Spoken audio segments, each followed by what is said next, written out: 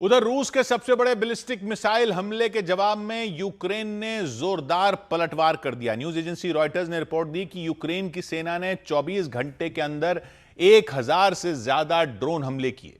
रूस के अलग अलग इलाकों को निशाना बनाया। अकेले मॉस्को पर करीब 400 ड्रोन मार दिए और रूस की राजधानी को दहला कर रख दिया। वहां कई जगहों पर भीषण विस्फोट हुए।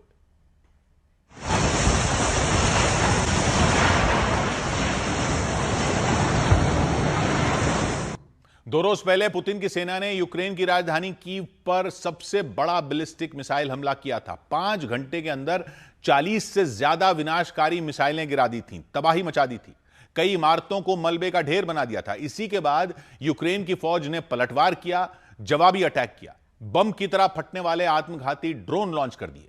1000 से ज्यादा ड्रोन।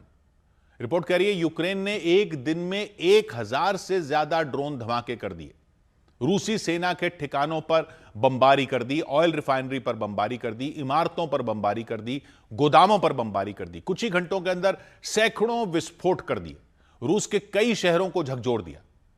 मॉस्को पर हमला किया, बेलग्रेद पर हमला किया, कुर्स्क पर हमला किया, ब्रेंस्क पर हमला किया, कृष्णादार पर हमला किया, क्राइमिया पर हमला किया।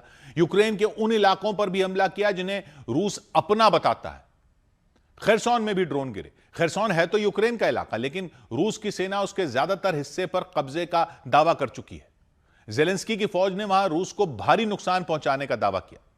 ड्रोन हमले का एक वीडियो भी जारी किया। उसमें दिखा कि एक ड्रोन बिजली की रफ्तार से आया और सड़क पर खड़े ट्रकों के एक काफिले पर टकरा गया, फट पड़ा।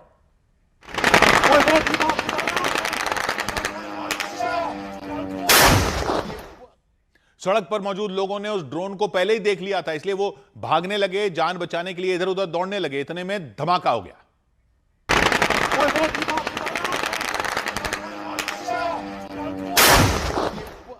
यूक्रेन का दावा है ट्रकों के जिस काफिले पर हमला किया गया वो रूस का था, वहां की सेना का था।